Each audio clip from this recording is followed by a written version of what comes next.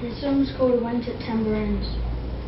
Summer has come and gone, the innocent can live forever. When September ends, like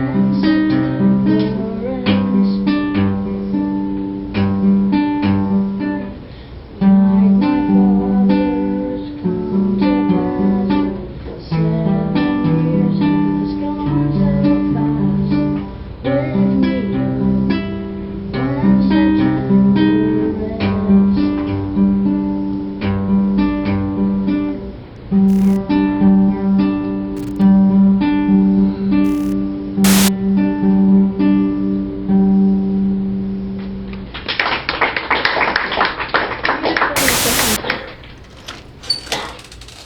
Oh hey, I see you found your way into my little makeshift studio here where I work on all my tracks. So tell us about how you got into music. Pretty much started from when I was born, from what I've been told. So I always had either a toy guitar or a wooden spoon or a toy microphone or something, and apparently carried it everywhere. I think I still have it somewhere, a wooden spoon with I tried to draw strings on it for a guitar. And then when I was 6 years old, I was finally able to start guitar lessons, which I haven't stopped lessons since, but I haven't stopped playing since. And yeah, I kind of just was always super passionate about it. It always felt super natural. Nothing ever made me want to stop doing it. And then as I got older, I got into high school, I started singing and like really performing in front of people, and I absolutely fell in love with that. I suffer from like anxiety and depression and all the fun stuff like that, but performing was always like, I guess the corny way of saying it, an outlet, and it didn't feel like myself. I was just playing someone else or doing something else. My first performance, I believe, would have been a workshop at my original guitar school. I believe I played a Fall Out Boy song, The Take Over the Breaks Over, if I remember, that's the correct one. I remember being absolutely terrified, and looking back, I probably didn't sound amazing, but it was super fun, and that kind of started my love of getting a reaction from a crowd and really expressing myself on stage in front of people with music. I'd say I still get nervous, but it's more amping myself up for wanting to start performing. Once I'm out there, all the nerves go away. It's just that waiting beforehand that I hate, because you're just waiting there and you know it's going to happen anytime soon, but you don't know exactly when, and that's the part I hate the most. I'd say if I had to give myself a genre, it would probably be pop punk. Growing up, I was influenced by a lot of bands like Blink-182 and Green Day, All Time Low, 5 Seconds of Summer, and I just really connected with that on an energetic level.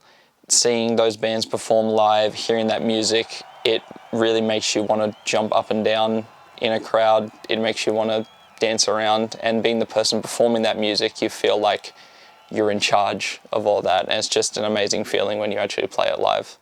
My biggest inspiration, I would say, would be the band 5 Seconds of Summer.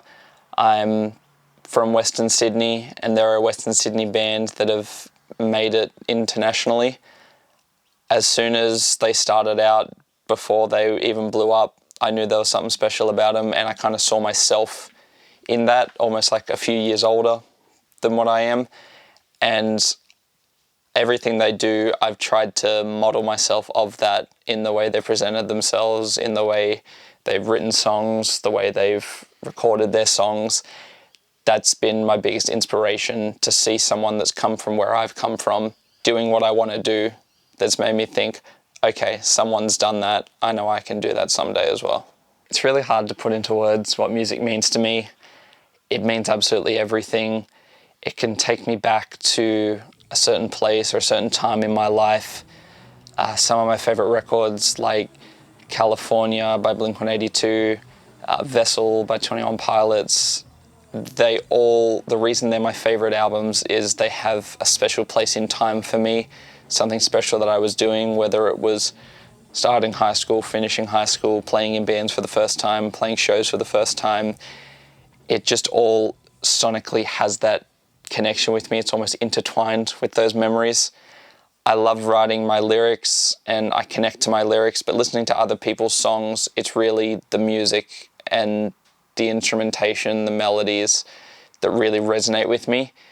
There are some songs, some of my favorite songs, I still don't know what they're about because I've never put the time in to think what the lyrics are about, but I have my own meaning and feeling behind them because I know what those melodies do for me emotionally, how that song's structured, how it's played. It all resonates with me in my own personal way that I don't think anyone else can say it feels the same. And when I'm creating that music, I'm thinking about playing a show and having people jump to it or dance to it or whatnot, and sort of having that feeling of like, I can take on the world, I can control all of this. And it's just this amazing feeling of like accomplishment, energy, euphoria, any other word like that you can think of, really. As long as I can remember playing music, I wanted to play in bands. I wanted to be like Queen or AC/DC, watching VHS tapes back when I was a kid. And once I got into high school and found more like-minded people like me, I finally got to do that. I got to start playing in bands. I got to start playing shows at school or local areas like that. And I probably played in about 3 or 4 bands throughout high school. I wouldn't trade it for anything. I have great memories of all of those. But unfortunately, at the end of the day, not everyone has that same commitment level. Some people have other interests, other hobbies, which obviously I completely understand. But at the end of the day, I kind of just started writing my own stuff, recording all my own stuff on my own, and just started thinking, well, why can't I do this by myself? So I kind of became a one-man band, recording everything, writing everything, producing everything. I've been lucky enough to work with some other producers, but majority of the stuff I do pretty much in my little space just here. And I kind of just love that feeling of knowing I can go at my own pace, do what I want, and not necessarily have to worry too much about what other people want to do in the writing process or the recording process or anything like that. So learning to produce, I remember getting an iMac, well, for the family for Christmas one year, and my mum can tell you that I don't think she's seen that since we got it, because I hijacked it and got GarageBand and learned how to record guitar and vocals, eventually bass, programming instruments. And not long after that, there was a masterclass through my school where I learned how to use Logic Pro, which is the software I still use to this day. And I was the only person in the class that was 100% invested. I wanted to learn everything there was to learn, and that's pretty much what kick-started it. I just took all the tips I got there, exploring on my own, figuring what different sounds sound good, what sounds bad, equalizers, compressors, all that fun stuff. And just over the years, I've just gotten little tips and tricks that I've added sort of to my repertoire. And I'll look at a new song that I'm producing and think, okay, what did I do in the last one that I didn't like? How do I change it in this one? How do I learn how to change it in that one? And then going forward, that's another tool I've got in the back of my head. So I remember the first songs I made with my old bands in high school. We thought they sounded amazing at the time. And I think it was only a few weeks ago, I went back and listened to them and I was like, these sound like trash. These are terrible. And the same thing now, listening to the songs I produce, I think they sound amazing. I love what I'm able to do. I love what I've learned. But I guarantee in 2 to 3 years' time, I'm going to look back on this and think these sound like trash. These sound like garbage. So I love that it is a constantly evolving, learning thing. There are producers I look up to that I think their albums are perfection. I think they sound perfect, but I know that you can never have the perfect album or the perfect song. And I love just sitting in here and just playing with different sounds and seeing what I can get out of a song. I always try to make friends with people in the industry, people I work with, perform with, whatnot. I try to be a friendly person in general. I like to let people know I appreciate them. And then sometimes I'm lucky enough that I can work with them again in the future. One of the luckiest opportunities, or the luckiest opportunity that I've had, was I got to do a mini masterclass sort of thing with the bassist of Tonight Alive, which are one of my favourite Australian bands. His name's Cam Adler, and we just talked about the band I was in at the time, producing, all sorts of stuff, because he'd obviously been doing touring, recording all this stuff that I wanted to do. And this would have been about 5 or so years ago, so I would have been 15 or 16. And we had that one session, became friends on Facebook, and that was kind of the last of it. I thought that was an awesome experience, but probably doesn't remember me. Nothing will probably happen of it.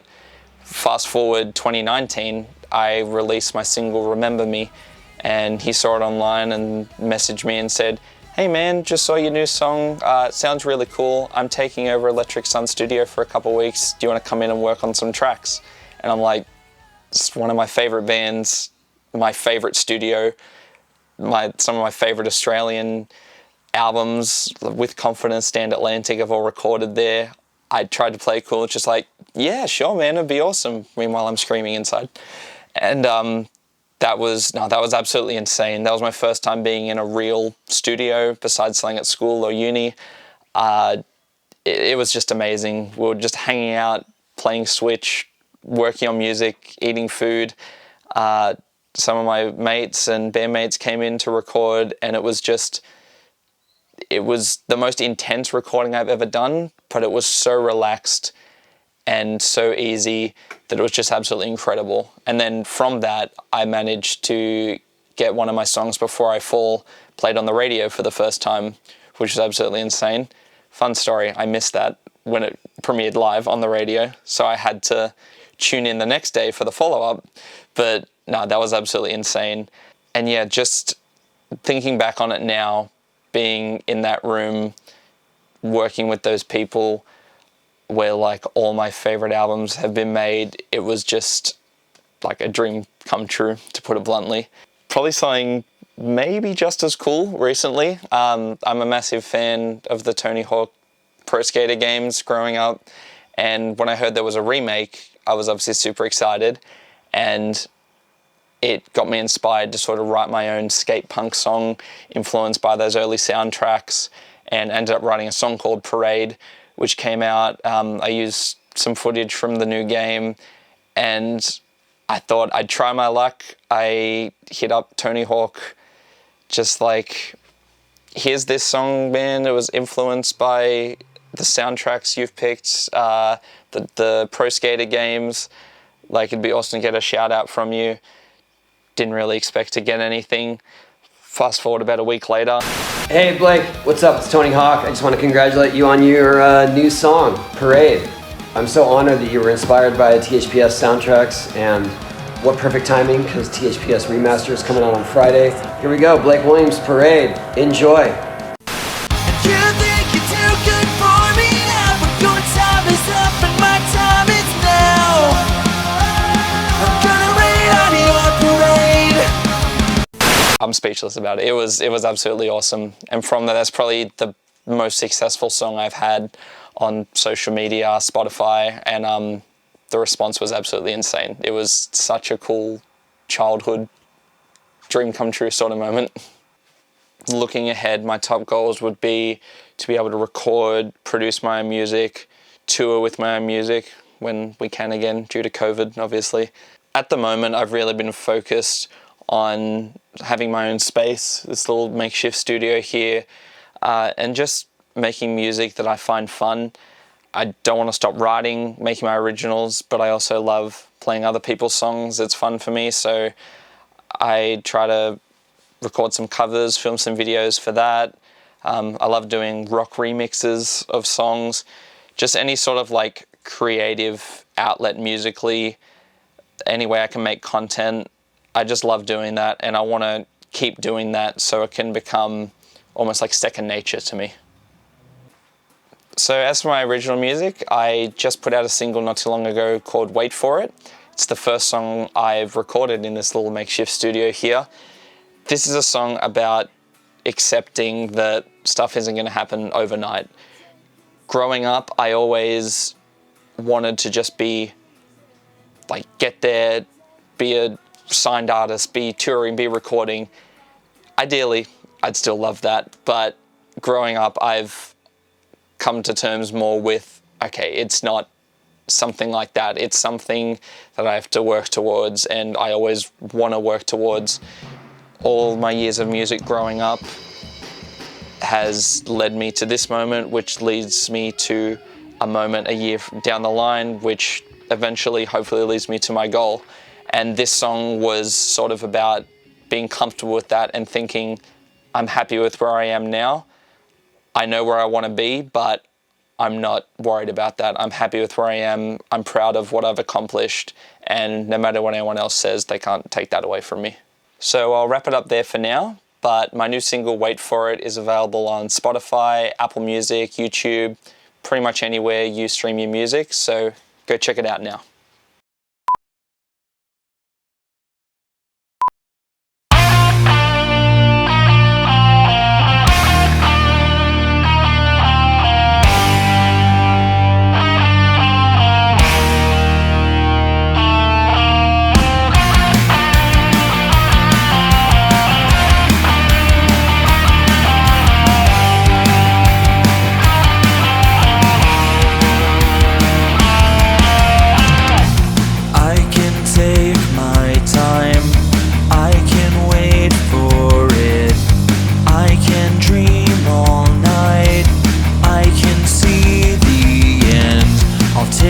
Step by step, I'll take it easy now.